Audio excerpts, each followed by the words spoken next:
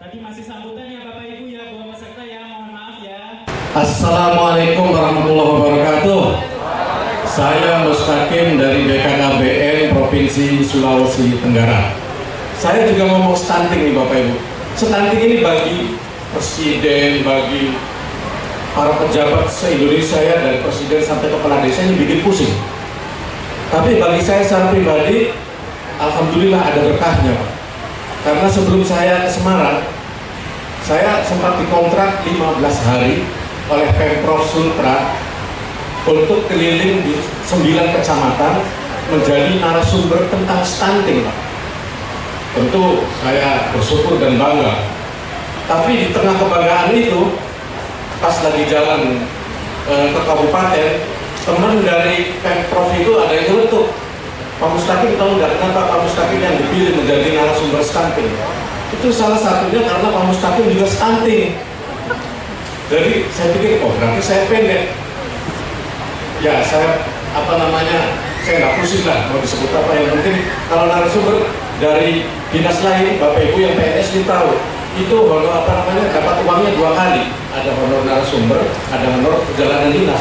Kalau instansi sendiri yang adakan hanya perjalanan dinas. Jadi saya nggak apa-apa lah dibilang stunting, yang penting saya dapat honor dan ini. Ya ketawa lah Bu. Terus Bapak Ibu, ini saya dibilang stunting itu.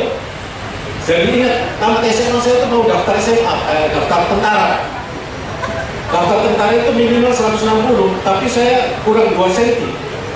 Jadi karena merasa kurang 2 cm, pas diukur itu saya tarik badannya begini, ditempel di tembok.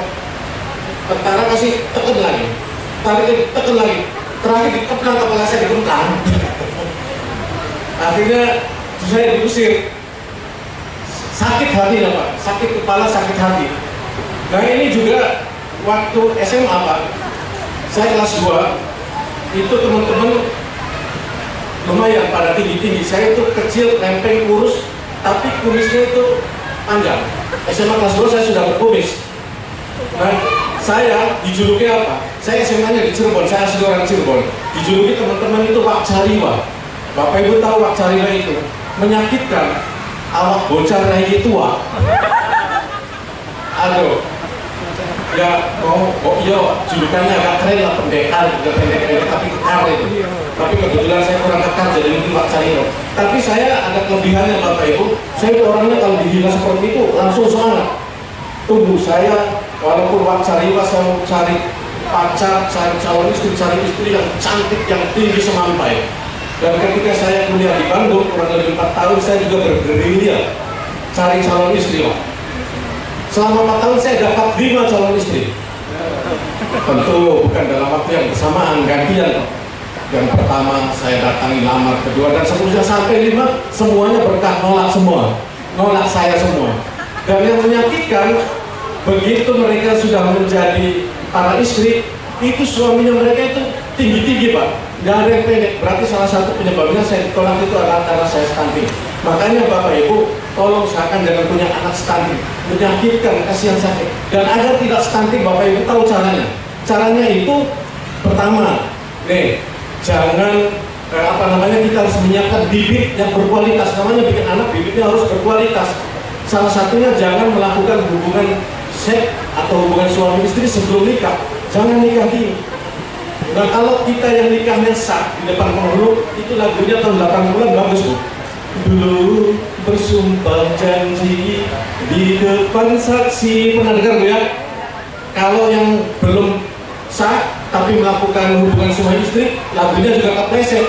Dulu bersumpah janji di kandang sapi. Bayangkan, yang tepuk tangan dulu Pak. Bayangkan bikin anak, nyetak anak, memproduksi anak di kandang sapi, pastilah terburu-buru. Bapak Ibu bisa bayangkan bagaimana kalau pas lagi melakukan yang tidak senonoh itu, kemudian tiba-tiba muncul orang dia lari ke diri, tidak jelas itu modelnya. Kedua, Bapak Ibu, supaya tidak stunting, itu dalam 1000 hari pertama kehidupan, selama hamil ditambah 2 tahun, itu harus makan makanan yang bergizi. Istri yang hamil istri yang menyusui, yang lagi punya anak balita itu harus makan makanan yang bergizi, termasuk makanan tambahannya yang bergizi. Nah ini Bapak Ibu, termasuk minum ASI ini Bapak Ibu, itu harus ASI eksklusif, 6 bulan nggak boleh dicampur apa-apa. Pernah saya dapatkan, ada orang lagi menyusui, tiba-tiba itu suaminya enak saja di dalam rumah sedot rokok. Bayangkan itu dia menyedot rokok, itu nggak boleh, itu penyebab stunting, itu salah satunya lingkungan yang tidak bersih udaranya. Rokoknya terisap sama ibunya yang menyusui, sama bayinya. Dan saya tahu suami zaman sekarang Pak, termasuk saya kira-kira, sudah tahu istrinya lagi menyusui, kadang-kadang tidak mau libur juga, ikut-ikutan juga. Nah ini apa namanya, bisa dibayangkan seandainya suaminya habis mengambil jatah terus bayinya menyusui, yang diisap oleh bayi itu juga ada nikotinnya yang nempel. Nah ini bahaya, bisa menyebabkan stunting. Nah ini Bapak Ibu, itulah sebabnya harus hati-hati. Kedua, kalau sudah menyusui 2 tahun, ada jeda, jaga jarak anak agak lama. Jangan masih menyusui, hamil lagi. Ini harus dijaga jaraknya. Kalau bisa Bapak Ibu sampai 5 tahunan. Dan itu harus menggunakan alat kontrasepsi yang agak panjang. Ya pakai IUD lah, pakai implan, itu agak lama dia, beberapa tahun. Jangan pakai pil Bapak Ibu. Pakai pil itu kasihan istri-istri itu tiap malam harus minum pil padahal tidak sakit. Nah di Sulawesi itu banyak nelayan Pak Bu.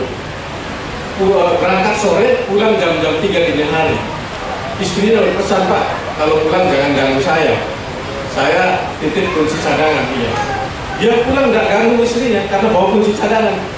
Tapi ya Allah, karena lihat istrinya, ya mohon maaf lah ibu-ibu ya, kadang-kadang kita kalau tidur itu kan tidak sadar ya, selimutnya kadang naik ke atas, kadang turun ke bawah. Nah suami yang harus kedinginan di tengah laut, lihat istri kondisi seperti itu, kadang-kadang tergoda.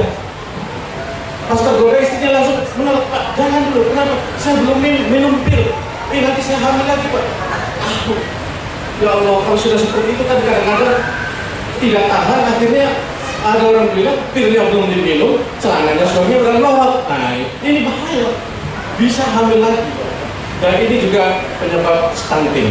Bapak Ibu, inilah yang dapat saya sampaikan. Mohon maaf, sebenarnya saya tadi mau batalkan ini hidup di sini. Iya, karena pertama Pak, umur saya ini 55 tahun. Biasanya orang 55 tahun itu yang lucu-lucunya biasanya yang agak jorok-jorok. Kedua, saya orang BKKBN. Bapak Ibu bisa survei orang BKKBN se-Indonesia, itu kalau ngomong apalagi memberi penyuluhan pasti ada bumbu-bumbunya yang agak jorok-jorok. Tapi itu adalah tapi mudah-mudahan yang saya tampilkan, saya sampaikan tadi bukan sesuatu yang jorok. Masa cuma ngomong kalau bayinya menyusui bapaknya suka itu dia bilang jorok. Enggak lah ya Pak Juri. Makasih. Assalamualaikum warahmatullahi wabarakatuh.